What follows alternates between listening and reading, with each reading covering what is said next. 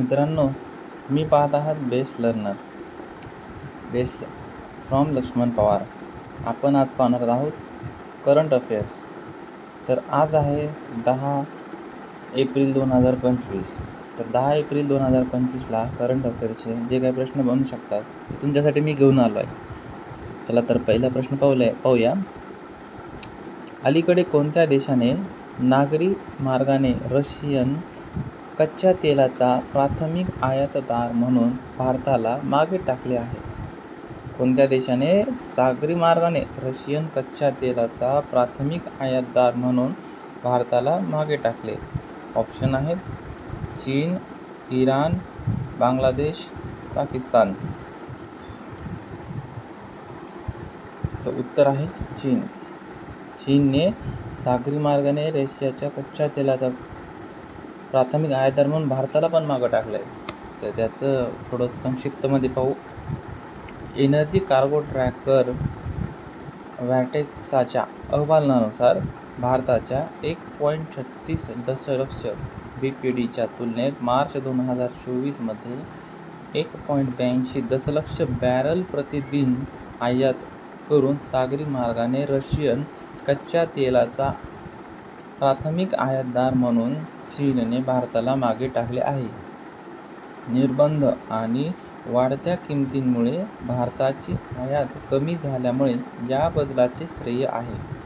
Ukraine संघर्षापूर्वी 2021-22 या आर्थिक वर्षात भारताच्या एकूण तेल आयातीपैकी रशियन तेलाचा वाटा फक्त 2% होता. तथापि आक्रमणानंतर रशिया तेलाच्या किमतींवरील भरीव सवलतींमुळे शीर्षस्थानी पोहोचला.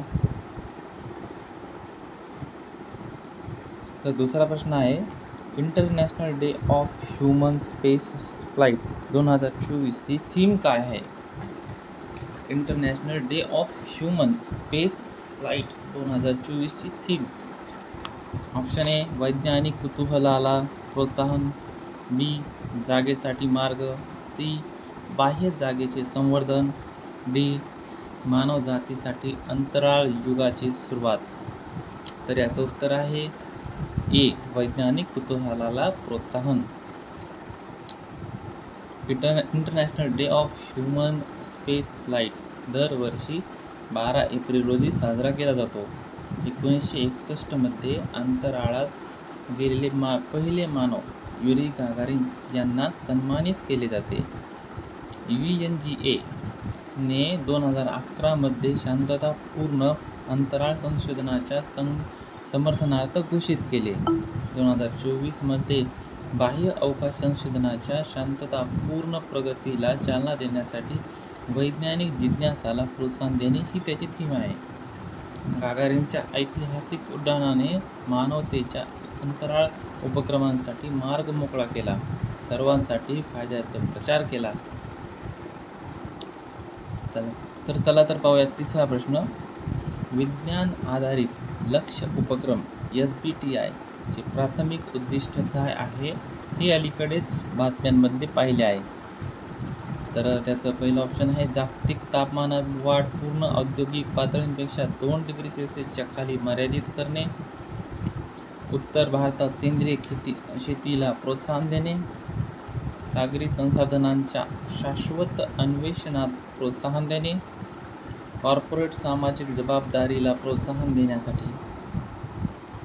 तर याचं उत्तर आहे ए जागतिक तापमानवाढ पूर्व औद्योगिक पातळींपेक्षा 2 डिग्री सेल्सिअसच्या खाली मर्यादित करणे.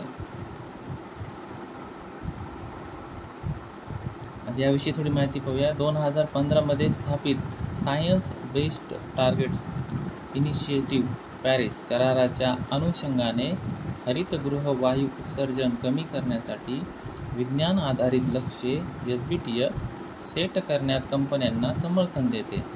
स्कोप 3 उत्सर्जनासाठी कार्बन ऑफसेटिंगला परवानगी देणाऱ्या अलीकडील निर्णयामुळे वाद निर्माण झाला आहे. नवीनतम हवामान विज्ञानासह संरेखन सुनिश्चित करून SBTI लक्ष्यांची स्वतंत्रपणे पडताळणी करते. हे 2030पर्यंत महत्त्वपूर्ण प्रगतीसाठी आवश्यक असलेली जवळची आणि दीर्घकालीन उद्दिष्टे आणि 2050पर्यंत निव्वळ शून्य उत्सर्जन साध्य करण्यासाठी आवश्यक आहे. जागतिक यकृत दिन 2024ची थीम काय आहे? तर त्याचे ऑप्शन आहेत: तुमचे यकृत निरोगी आणि रोगमुक्त ठेवा, सतर्क रहा, नियमित यकृताची तपासणी करा, तुमचे यकृत निरोगी आणि रोगमुक्त ठेवा, यकृताची संबंधित समस्यांबद्दल जागरूकता पसरवणे. तर याचं उत्तर आहे ए, तुमचे यकृत निरोगी आणि रोगमुक्त ठेवा. 19 एप्रिल रोजी जागतिक यकृत दिन साजरा करून जागतिक स्तरावर यकृत आरोग्य जागृतीचा प्रचार केला जातो. या वर्षीची थीम तुमचे यकृत निरोगी आणि रोगमुक्त ठेवा ही आहे. ही थीम प्रतिबंधात्मक उपाय आणि नियमित तपासणी यावर प्रकाश टाकते.